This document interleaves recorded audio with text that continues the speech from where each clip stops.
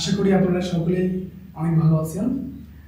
আমরা কোয়ান্টাম সেটের সাথে ইলেকট্রন বিন্যাসের যে একটা সম্পর্ক ছিল বা কিভাবে নির্ণয় করতে হয় সেটা আমরা দেখেছি গত ভিডিওতে। এখন আমরা দেখব বলতে কোয়ান্টাম সেটটা আসলে কি, এই কনসেপ্টটা খুব ভালোভাবে বোঝার জন্য, সবগুলো খুঁটিনাটি খুব সুন্দরভাবে বোঝার জন্য আমরা এখন দেখব একটা গল্প শুনবো আর কি, বাস্তবিকভাবে যে এই গল্পটা যদি কারো মনে থাকে বা গল্পটা যারা আসলে আমরা মানুষ গল্পগুলো বা যদি কোনো সিনেমা হয়, নাটক হয়, এগুলো খুব ভালোভাবে আমাদের মাথায় কি সেভ থাকে বা খুব ভালোভাবে বুঝতে পারি।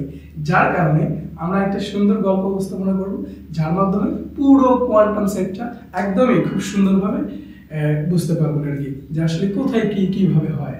দেখেন, আমি এখানে আমাদের কোচিং এর একটা লোকেশন দিয়েছি পিএইচজেড। এটা হচ্ছে একটা লোকেশন, স্থান পিএইচজেড। তো এইখান থেকে সাপোজ এখানে 4টা হল আছে। এই হলগুলো কিসের?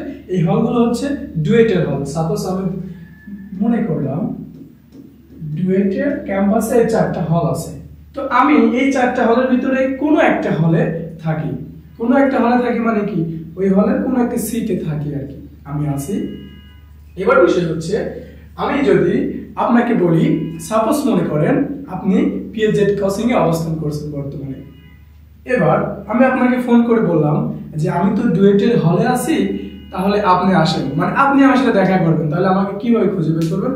আমি আপনাকে সাপোজ কোনো লোকেশনে বলি নাই, শুধু বলছি আমি ডুয়েটের হলে আছি। তখন আপনি কি করবেন চিন্তা করেন তো? তখন আপনি করবেন কি, এই রাস্তা দিয়ে এসে, আমি কিন্তু আপনাকে স্পেসিফিক করে বলি নাই আমি কত নাম্বার হলে আছি, 1 2 3 নাকি 4।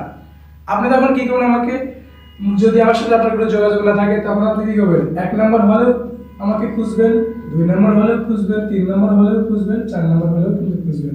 কোথায় পাবেন তার কিন্তু ঠিক ঠিকানা নাই, মানে এখানে আমার স্পেসিফিক কোনো ঠিকানা আপনাকে দেই নাই। সাপোজ মনে করেন এই হলে আছে হচ্ছে 500 জন, এই হলে আছে 500, এই হলে আছে 500 স্টুডেন্ট, এই হলে 500 স্টুডেন্ট। আমি সাপোজ বলতেছি, তার মানে কি আপনাকে পুরো 2000 স্টুডেন্টও খোঁজা লাগতে পারে। এখন বাই চান্স যদি কোনো আগে যদি আমাকে পেয়ে যান, মানে আপনি কিন্তু জানেন না কখন আমাকে পাবেন, কোন হলে পাবেন। এইবার যে বিষয়টা আসে, আমি যদি আপনাকে বলে দেই স্পেসিফিক করে যে আমি কত নাম্বার হলে আছি, তাহলে বিষয়টা আপনার অনেক ইজি হয়ে যায় না?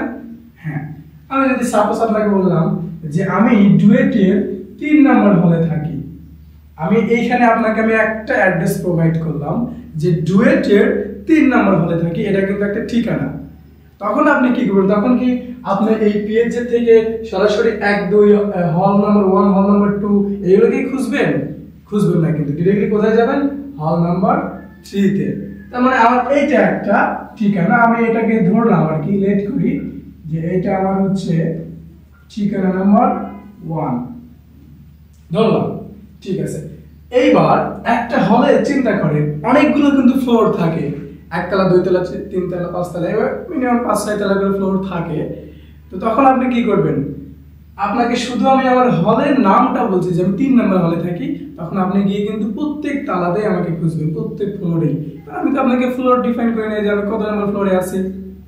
কিন্তু যদি আমি আপনাকে ফ্লোর ডিফাইন করি যে সাপোজ এই হলের ভিতরে কয় তলা আছে, সাপোজ 4 তলা আছে,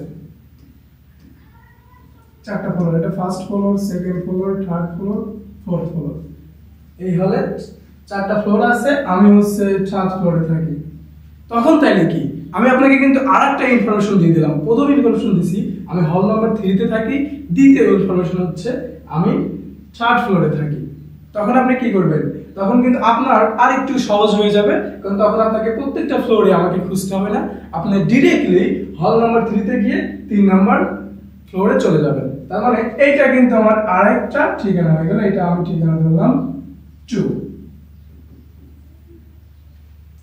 এইবার যে বিষয়টা থাকে, এইবার আরেকটু ঝামেলা তো শেষ নেই। দেখেন 3 নাম্বার ফ্লোরের কথা যদি চিন্তা করেন, এবার একটা ফ্লোরে কিন্তু অনেকগুলো রুম থাকে, তাহলে আমাকে আপনি কত নম্বর রুমে যায় খুঁজবেন এটা কিন্তু জানেন না। এই জন্য প্রত্যেকটা রুমে কিন্তু সিকোয়েন্স করে আমাকে খুঁজতে হবে। আমি যদি বলে দিই আমার রুম নাম্বার এত, তখন কিন্তু আপনার অনেক ইজি হয়ে যাবে। তার মানে বিষয়টা হচ্ছে কি, আবার এই 3rd ফ্লোরে, এটা আমার কি ছিল? ফ্লোর। এবার আমি যেটা আপনাকে বলে দেবো রুম নাম্বার ডিফাইন করে দেবো। সাপোজ আমি বললাম যে আমার রুম নাম্বার হচ্ছে 3004, এইটা আমার রুম নাম্বার। তখন এইটা একটা নতুন আমি ইনফরমেশন আপনাকে দিলাম, অ্যাড্রেস দিলাম, তবে এইটা আবার নতুন একটা ঠিকানা হলো। আমি ঠিকানাটাকে ধরলাম কত 3 নাম্বার।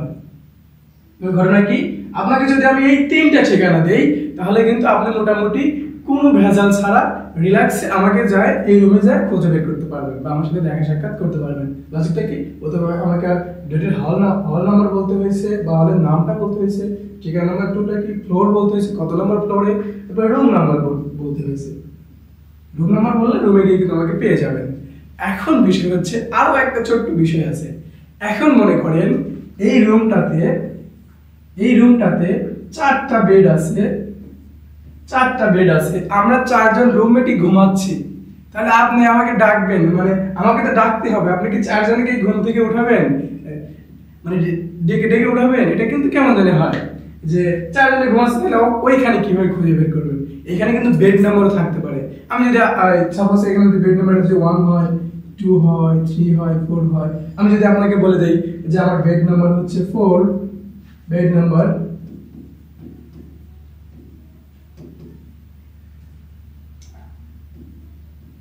আমি যদি আমার বেড নাম্বারটা যদি বলে দেই, তখন কিন্তু এই যে 4 নাম্বার পর্যন্ত যে ঠিকানা দিলাম, ঠিকানা 4, তখন কিন্তু ডিরেক্টলি আর কোনো অপশন ছাড়া আমাকে পেয়ে যাবেন।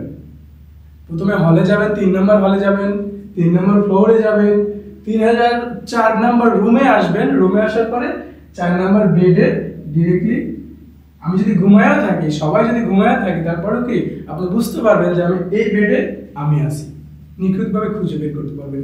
এই যে একটা মানুষের অ্যাড্রেস, আমি আমার নিজের অ্যাড্রেসটাকে যে 4টা ভাবে ভাগ করছি, যে 4টা আলাদা আলাদা ঠিকানা যদি থাকে তাহলে আপনি আমাকে সম্পূর্ণরূপে খুঁজে বের করতে পারবেন।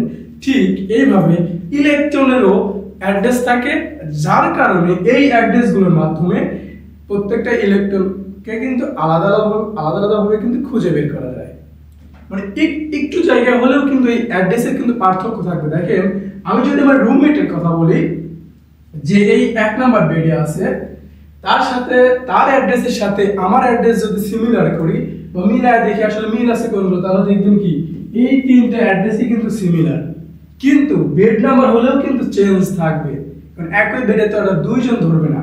এই জন্য কোয়ান্টাম সেটের বিষয় হচ্ছে কি প্রত্যেকটা ইলেকট্রনের কি আলাদা আলাদা অ্যাড্রেস থাকবে কখনোই কোনো ইলেকট্রনের, এটা একজন অবশ্য বিজ্ঞানী আমাদেরকে বলে দিয়েছে। অবশ্য তার সেইখান থেকে আমরা জানতে পারছি যে একাধিক ইলেকট্রনের অ্যাড্রেস কখনো কি সিমিলার হতে পারে না। অ্যাড্রেস বলতে আমি যে বারবার অ্যাড্রেসের কথা বলছি, অ্যাড্রেসটা কি আসলে? অ্যাড্রেসটা হচ্ছে কোয়ান্টাম সেট।